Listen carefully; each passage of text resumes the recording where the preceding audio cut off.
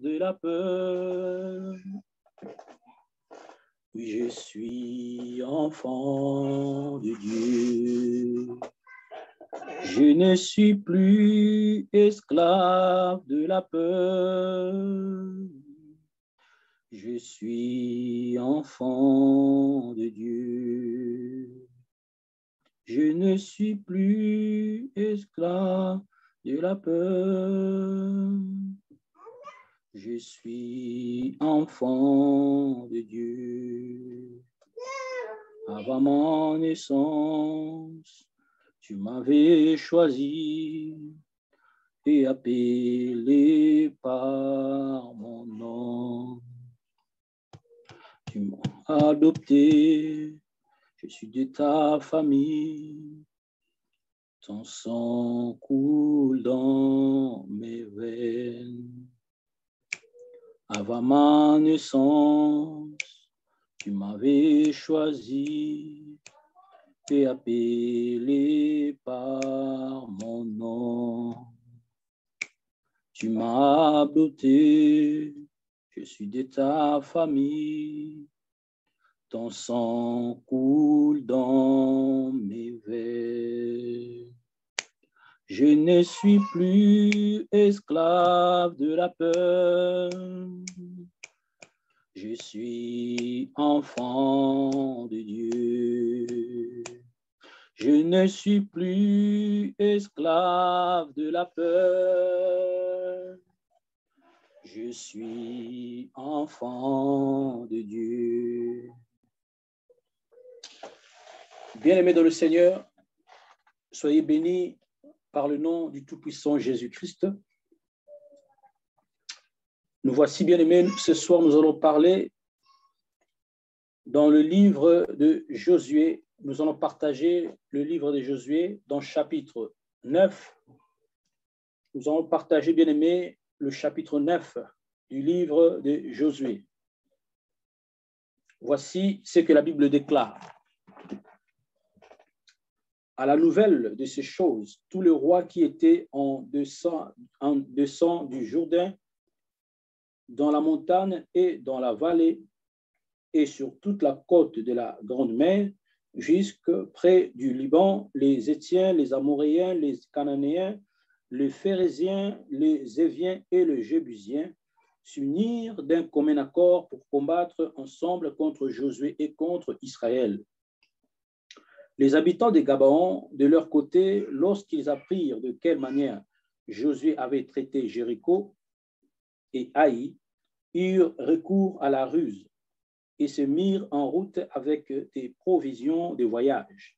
Ils prirent de vieux sacs pour leurs ânes et de vieilles outres en vin déchirées et recousues.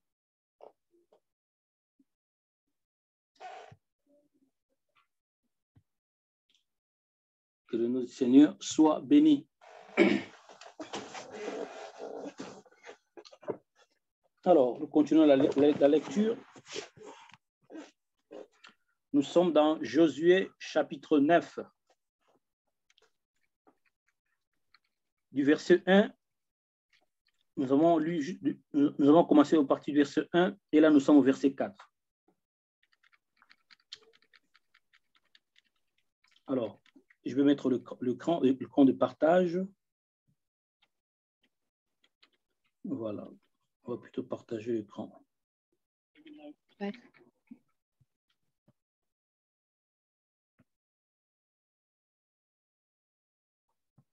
Voilà.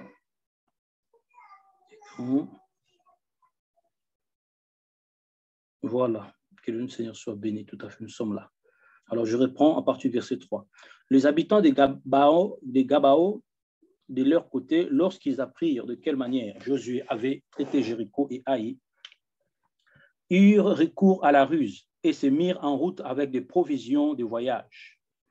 Ils prirent de vieux sacs pour leurs ânes et de vieilles outres à vin déchirées et recousues.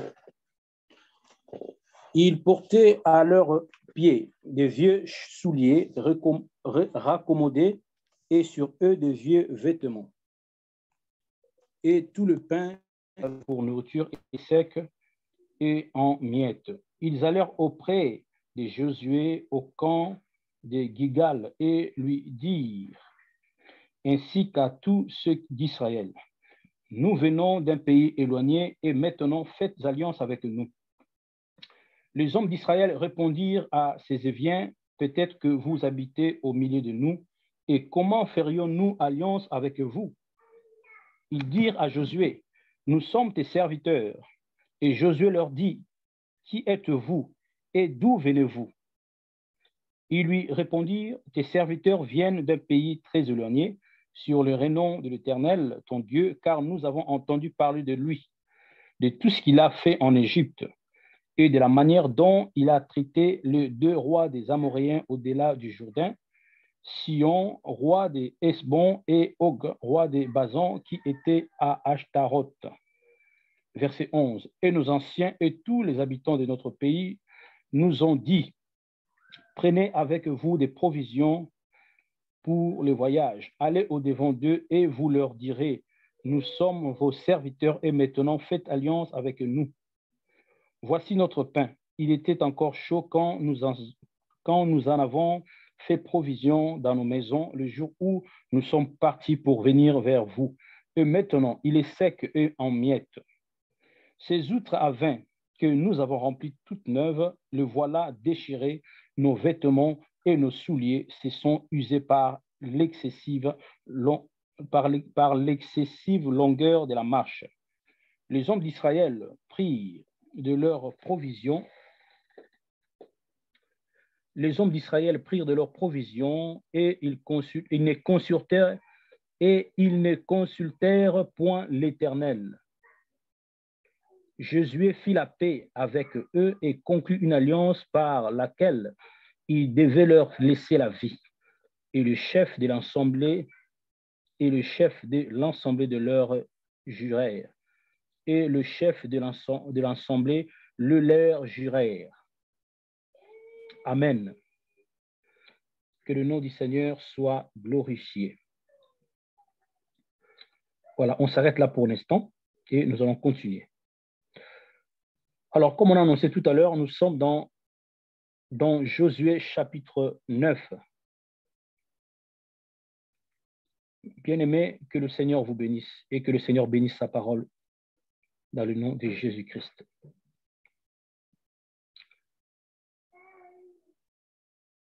Et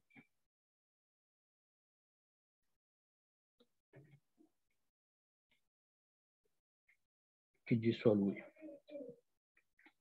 Voilà, bien-aimés en Jésus-Christ. Donc, nous avons ici, bien-aimés, il y a une chose qui s'est passée au milieu des enfants d'Israël. Là, nous sommes dans le livre de Josué, chapitre 9. Comme nous savons tous, bien-aimés, Josué, lui qui avait remplacé Moïse, après que Moïse ait fini sa mission, selon l'Éternel Yahweh, Josué avait remplacé Moïse. Donc, il était revêtu de l'onction spéciale pour pouvoir conduire son peuple à la terre promise, le peuple de Dieu. Et il s'avère que, bien aimé, pendant la marche, ils avaient reçu certaines consignes. Ils avaient reçu des prescriptions de l'Éternel, n'est-ce pas? Et ce peuple bien-aimé ne marchait pas seul, mais ce peuple devait marcher avec l'Éternel. Ce peuple avait reçu des commandements, des préceptes. Ce peuple bien-aimé devait se rendre à la terre promise. Mais pour que ce peuple aille à la terre promise, pour que ce peuple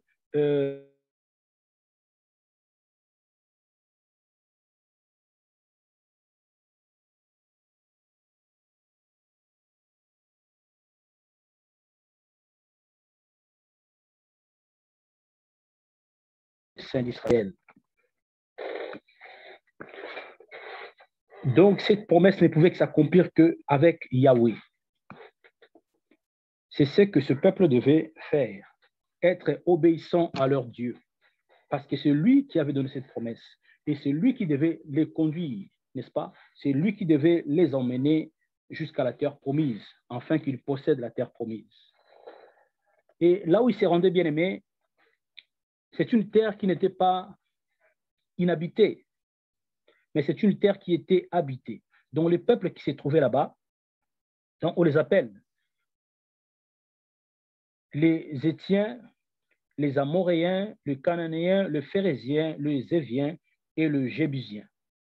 Donc, ce peuple-là qu'on a cité devait laisser place aux enfants d'Israël, n'est-ce pas? Parce que leur terre a été donnée aux enfants d'Israël selon la souveraineté du Tout-Puissant, la souveraineté du Yahweh. Et pendant leur marche, bien-aimés, ils ont eu à livrer plusieurs combats, n'est-ce pas? Ils ont eu à livrer plusieurs combats, et l'Éternel a marché au milieu d'eux. L'Éternel, bien-aimé, a soutenu ce peuple. C'est l'Éternel lui-même qui a combattu pour eux. Aussi longtemps que ce peuple vivait dans l'obéissance, dans la soumission à leur Dieu,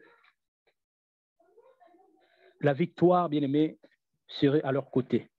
Mais lorsque ce peuple désobéissait à la volonté de Dieu, le chèque les accompagnait. Et bien aimé, Josué a remporté plusieurs victoires. Il a marché de gloire en gloire.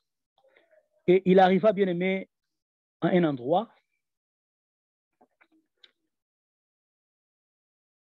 et ils étaient, bien aimés, ils étaient destinés à prendre possession de la ville de Gabao, là où habitait le peuple qu'on appelle des Gabaonites, n'est-ce pas? Et bien aimé, ce qui s'est passé là, c'était, bien aimé, quelque chose de simple, mais en même temps c'est grave. Ça a l'air simple, hein, n'est-ce pas? Mais en même temps c'était très grave. Pourquoi? Ce peuple n'était pas désobéissant jusqu'ici. Ils ont marché avec l'Éternel, n'est-ce pas? Josué a toujours consulté le Seigneur dans tout ce qu'il faisait et dans toutes les victoires qu'il a eu à remporter, il a toujours eu à consulter l'Éternel. Josué, il était obéissant, il était soumis à la loi de l'Éternel. Il ne faisait rien sans consulter Dieu. Il ne faisait rien sans consulter le Seigneur. Il arrive un moment où, bien aimé, où ils ont marché de victoire en victoire, de gloire en gloire. Et lorsque, après avoir combattu, battu le roi, après avoir remporté les victoires là-bas, après avoir gagné la ville de Jéricho et la ville de Haï,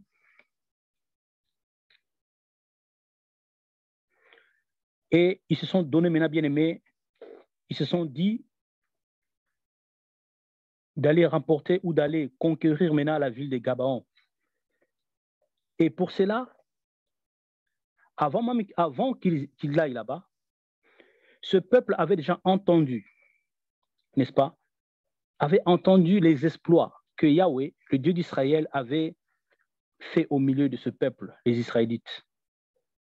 Donc, durant leur parcours, le bruit courait chez d'autres peuples.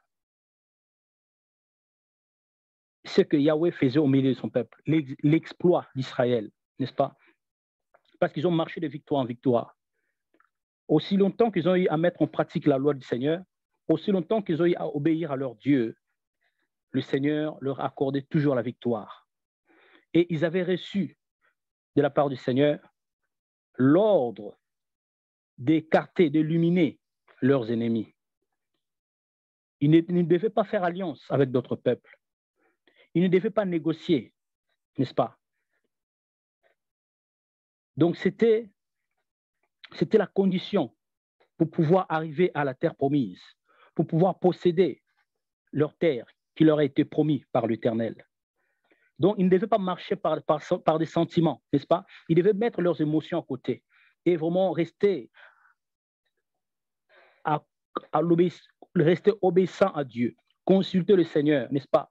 Mettre sa parole en pratique, marcher selon ses commandements, afin de ne pas être trompé par le diable, afin de ne pas s'éloigner de principes que Dieu, Yahweh, leur avait donnés pour réussir.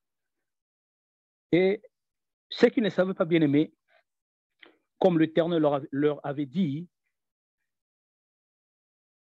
le Seigneur avait répandu la crainte d'Israël au peuple alentour, n'est-ce pas? Leur exploit, leur victoire, le combat qu'ils ont eu à remporter, le bruit ont parcouru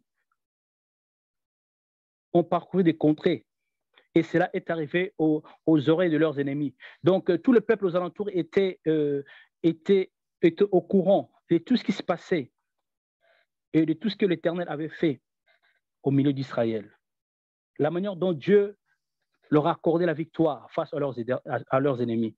Parce que rien ne le résistait, n'est-ce pas? Rien ne résistait à ces peuples. Aussi longtemps qu'ils étaient obéissants, aussi longtemps qu'ils mettaient en pratique la parole, rien ne pouvait leur résister, selon la promesse aussi Dieu avait fait à Josué.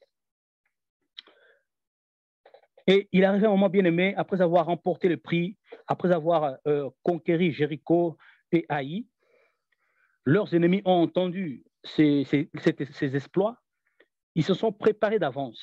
Voilà l'ennemi, comment il est rusé. Ce peuple, les Gabaonites, étaient rusés, n'est-ce pas? Parce qu'ils savaient en eux-mêmes que Israël est en route pour les détruire. Israël vient pour les conquérir. Et ce peuple, sachant cela en avance, ils ont monté, manigancé. Ils ont manigancé, n'est-ce pas? Ils se sont déguisés. Ils ont, comment dirais-je,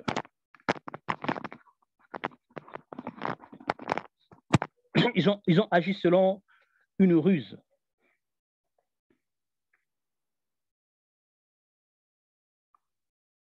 Ils ont agi selon la tromperie aux enfants d'Israël. Parce qu'ils savaient que Israël venait vers eux pour les détruire, pour les conquérir, les assujettir, selon l'ordre que ce peuple recevait de leur Dieu Yahweh. N'est-ce pas? Et en sachant cela, l'ennemi, les Gabaonites, ils ont pris de l'avance auprès des enfants d'Israël, en venant vers eux. Ils sont venus vers eux. Et la Bible nous dit que, au verset 3, les habitants des Gabaon, de leur côté, lorsqu'ils apprirent de quelle manière Josué avait traité Jéricho et Haï, eurent recours à la ruse et se mirent en route avec des provisions de voyage. Ils prirent de vieux sacs pour leurs ânes et de vieilles outres à vin déchirées et recousues. Ils portaient à leurs pieds de vieux souliers raccommodés et sur eux de vieux vêtements, et tout le pain qu'ils avaient pour nourriture était sec et en miettes. Donc ce peuple voulait se faire passer auprès des enfants d'Israël des gens qui venaient de très loin, n'est-ce pas? Donc ils ont usé des ruses.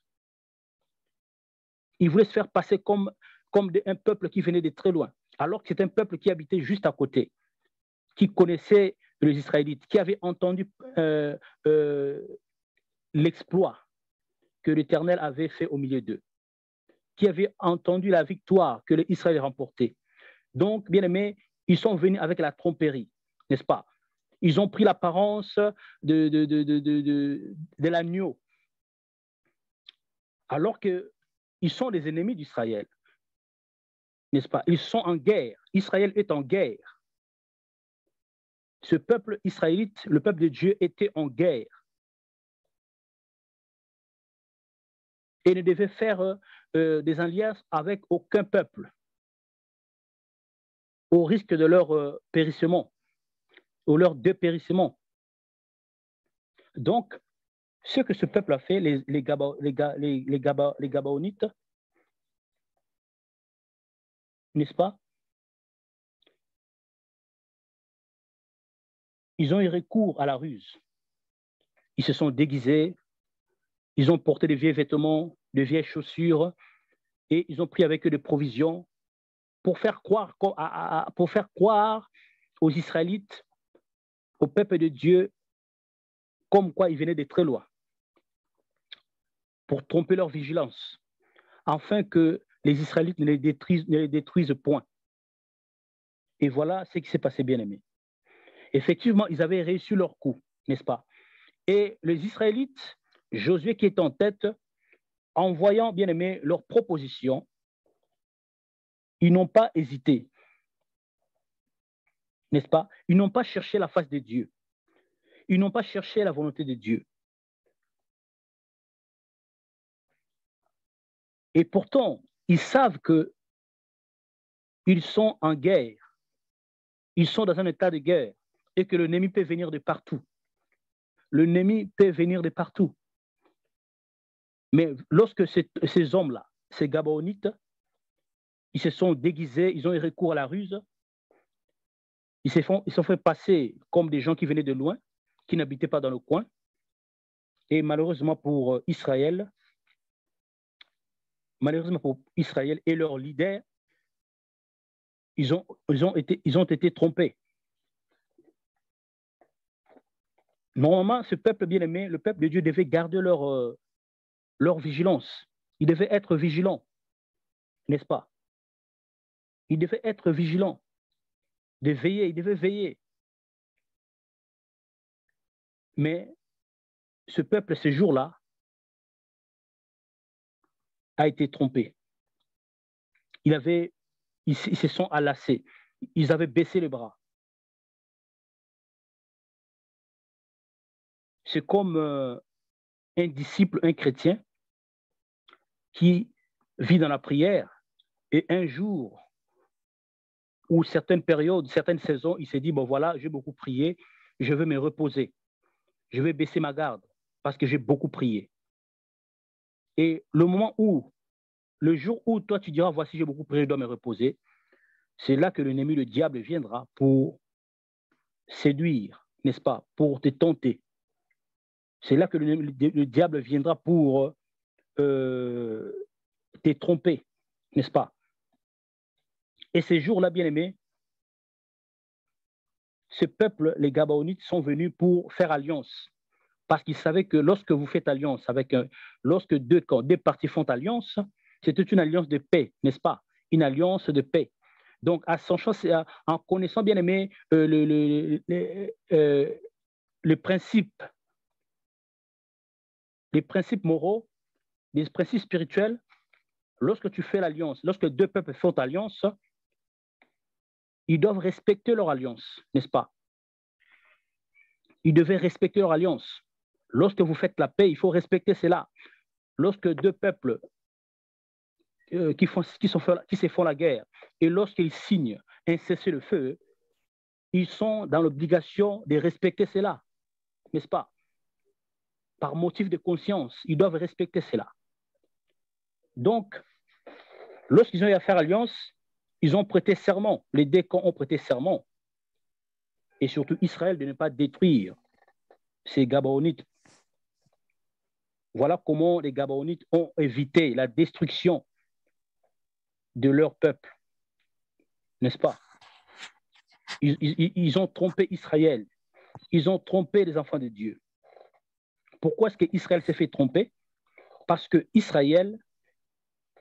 Josué et ses agents, Josué et son peuple, ils ont minimisé l'ennemi.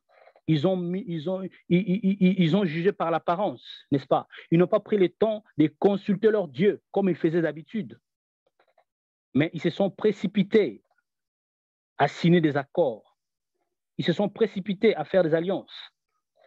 Alors, en sachant que lorsque nous avons l'alliance avec Dieu, lorsque nous marchons avec le Seigneur, on ne peut pas se lier avec n'importe qui.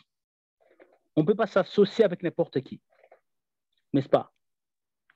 Lorsque tu marches avec Dieu, n'est-ce pas? Tu ne peux pas t'associer avec n'importe qui.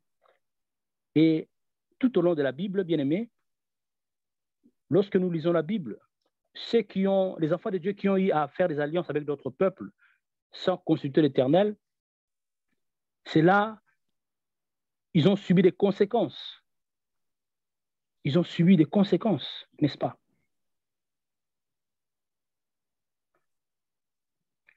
Et, bien-aimés dans le Seigneur, verset 14 nous est dit ceci. Les hommes d'Israël prirent de leurs provisions et ils ne consultèrent point l'Éternel. Ça, c'est le verset 14. Donc, les hommes d'Israël, ils avaient reçu leurs provisions. Ils avaient accepté le présent, le don que ce peuple, les Gabonites, leur avait proposé, leur avait donné en signe de paix, en signe d'alliance. Donc, ils ont reçu leur présent. Au verset 15, il est dit, Josué fit la paix avec eux et conclut une alliance par laquelle il devait leur laisser la vie et le chef de l'ensemble le leur jurèrent. Donc, Josué bien-aimé fit la paix avec eux, donc avec les Gabonites, ce peuple que Josué devait détruire, ce peuple que Josué devait exterminer par la volonté de Dieu, bien sûr, selon l'ordre qu'ils avaient reçu de l'Éternel, pour leur bien. Mais Josué bien-aimé, il a fait la paix avec eux. Il a conclu une alliance par laquelle il devait leur laisser la vie. N'est-ce pas? Donc cette alliance consistait à leur laisser la vie, à ne pas les détruire. Donc Israël ne devait plus toucher ce peuple, ne devait plus le combattre, ne devait plus le détruire, mais il devait leur laisser la vie. Voilà l'alliance que Josué avait traitée avec les Gabonites. Et aussi, la Bible déclare aussi, et le chef de l'ensemble de leur, les chefs de l'ensemble le leur jurèrent. Donc aussi les sages d'Israël ont prêté serment, n'est-ce pas? Les sages aussi ont prêté serment. Donc les chefs des tribus ont prêté serment. Donc ils ont juré même devant l'Éternel qu'ils ne devaient pas toucher à ce peuple. Ils ne devaient pas leur faire du mal. Et au verset 16, il est dit, 3 jours après la conclusion de cette alliance, les enfants d'Israël apprirent qu'ils étaient leurs voisins et qu'ils habitaient au milieu d'eux. Car les enfants d'Israël partirent et arrivèrent à leur ville le 3e jour. Leur ville était Gabaon, Képrira, Béroth et Kirjarim, n'est-ce pas? Après que les enfants d'Israël, après cette alliance, après avoir signé ce traité de paix, 3 jours après, les Israélites ont appris la vérité concernant les Gabaonites, concernant ce peuple avec qui ils ont traité l'alliance, n'est-ce pas? Eux, ils pensaient qu'ils étaient venus de loin, alors que c'est un peuple qui était juste à côté, que Israël devait détruire, selon le commandement, selon l'ordre de l'Éternel. Et voilà comment Israël s'est fait tromper. Voilà comment Israël, bien-aimé, se sont fait tromper. Ils sont passés à côté, bien-aimé, du commandement du Seigneur, de l'ordre que l'Éternel leur avait donné. Vous voyez? À cause de quoi? À cause, bien-aimé, de la désobéissance, ou à cause de la désobéissance, à cause de manque de vigilance, n'est-ce pas? Josué, c'est un homme obéissant à Dieu. Josué ne faisait rien sans consulter l'Éternel. Mais ce jour-là, Josué n'a pas été vigilant. Ce jour-là, Israël s'est dit, on a remporté assez de victoires et l'Éternel est avec nous. On va se reposer, n'est-ce pas? Donc, ils ont traité ces choses à la légère. Ils n'ont pas pris le temps de vérifier, de faire des enquêtes pour signer cette alliance, n'est-ce pas? Pour accepter ce peuple auprès d'eux. Ils n'ont pas eu le temps de faire des enquêtes. Ils n'ont pas eu le temps de consulter l'Éternel. Ils n'ont pas eu le temps de demander la volonté de Dieu. C'est ainsi que l'ennemi est venu tromper Israël. Ils ont trompé leur vigilance. Parce que Israël avait baissé les bras. Parce que Israël avait baissé le bras. Parce que ce peuple était trop sûr de lui. Attention, bien-aimés, tous les jours, on doit redoubler la vigilance. Tous les jours, bien-aimés, on doit avoir la conscience du combat spirituel, de la guerre que nous menons, n'est-ce pas? Tous les jours, nous sommes en guerre. Tous les jours, bien-aimés, on doit redoubler de vigilance. On doit s'examiner et tous les jours être dans la présence du Seigneur. Chaque instant, tu dois être dans la présence du Seigneur. L'apôtre Paul a dit, priez sans cesse. Ne vous enlacez pas dans la prière. Priez sans cesse. La vigilance. Être vigilant pour ne pas se faire voir par le diable, pour ne pas se faire voir par l'ennemi. Être vigilant. Bien-aimé. Être vigilant. Ce jour-là, bien-aimé, si Israël s'est fait tromper, si ces Gabaonites avaient échappé à la vigilance, au contrôle d'Israël, parce que les Israélites, bien-aimés, n'avaient pas consulté le Seigneur, n'avaient pas pris le temps de consulter Dieu, n'avaient pas pris le temps d'étudier, n'avaient pas eu le temps d'examiner cette proposition. Ne fais rien de toi-même, bien-aimé. Tes projets doivent être soumis à la volonté de Dieu. Tes projets doivent être soumis à la prière. Les alliances que tu fais, les rencontres que tu fais, tu dois prier pour ça. Tu dois prier pour ça. Pour ne pas passer à côté. Parce qu'il y a certaines choses que nous faisons sans consulter Dieu. Cela peut, bien aimé, amener des conséquences dans nos vies, des conséquences négatives. Des conséquences négatives. Mais heureusement, bien aimé, heureusement pour Israël, heureusement pour ces peuples, cela n'avait vraiment pas provoqué, n'avait pas vraiment attiré des conséquences terribles dans leur vie. Heureusement pour eux. Mais il y a d'autres erreurs que Israël a fait. Cela avait amené la mort, la défaite. N'est-ce pas? Il y a certaines erreurs qu'on peut faire. Ça peut bien aimer, ça ouvre des portes. Ça donne droit à l'ennemi de nous faire du mal, de nous assujettir. Tu dois veiller. Chaque jour, tu dois veiller. Veiller sur ton cœur, veiller sur tes pensées, veiller sur ta marche, t'examiner chaque jour. C'est très important. Souvent, lorsque nous passons 3 jours dans la prière, 1 semaine dans la présence de Dieu, et la semaine d'après, on baisse le bras. Le mois d'après, on baisse le bras. L'année d'après, on baisse le bras. Ça devient une habitude. Non. Non, bien-aimés. Soyons vigilants. Il faut être vigilants. La Bible déclare que le rôde tout autour, cherchant qui dévorer. Le diable est là.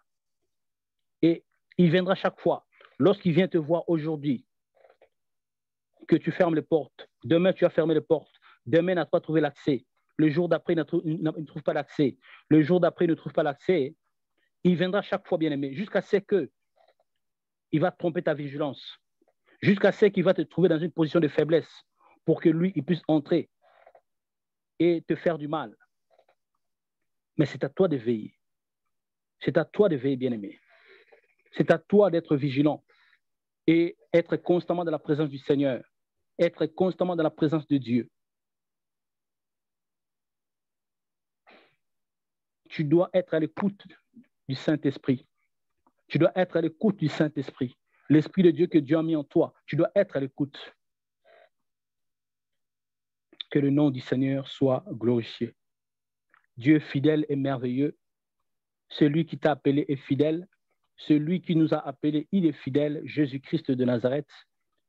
La Bible déclare, Je ne t'abandonnerai pas et je ne te délaisserai pas.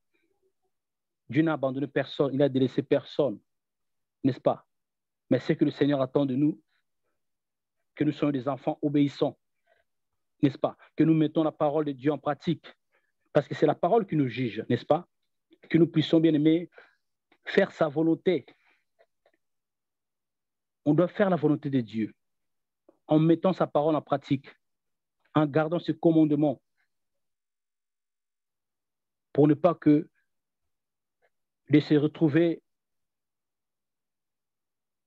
en dehors, loin du Seigneur, dans le tourment, et être soumis aux conséquences terribles, négatives, par notre incrédulité, par notre désobéissance. Que le nom du Seigneur soit glorifié. Dieu est fidèle et merveilleux. Nous allons continuer, bien-aimés, sur cet enseignement. Le vendredi prochain, nous continuerons, bien-aimés, sur cet enseignement. Et le Seigneur nous fera du bien. Que le nom du Seigneur soit glorifié. Je vais prier afin de clôturer. Seigneur notre Dieu, nous te rendons toute la gloire. Nous te disons merci pour ce rendez-vous, Seigneur. Nous te disons merci, mon Dieu, pour ta parole. Merci de nous avoir permis, mon Dieu, que nous puissions nous approcher de toi, Seigneur, au travers de ta parole. Merci pour la révélation de ta parole. Merci pour la sagesse que tu nous as accordée, Seigneur, ce soir, pour faire connaître, Seigneur, tes oracles. Merci pour l'Esprit Saint qui nous a accompagnés, Seigneur, en ce moment de partage. Que toute la gloire, Seigneur, te revienne. Que toute la gloire te revienne, Papa. Et ce soir encore, Père, nous prions en te demandant pardon, Seigneur. Et nous nous repentons, Seigneur, de ne pas t'avoir consulté. Nous nous repentons, Yahweh, d'avoir, Seigneur, de nous avoir éloignés de toi par notre manière de faire, par notre manière de vivre, nos attitudes, qui nous a éloignés de toi, Seigneur. Nous te demandons pardon à cela. Accorde-nous, Seigneur, la sagesse. Nous voulons, Seigneur, être constamment dans ta présence et entendre ta voix. Te demander ta volonté, Seigneur, dans nos projets. De ne rien faire sans toi. De ne rien faire en dehors de toi, Papa. Merci pour ton amour. Merci pour ta fidélité. Merci pour ta bonté, Seigneur. Tes bienfaits, mon roi, que tu déverses dans nos vies. Louange et la gloire, Seigneur, te reviennent. Dans le nom de Jésus-Christ, ainsi nous avons prié et nous disons Amen. Gloire au Seigneur.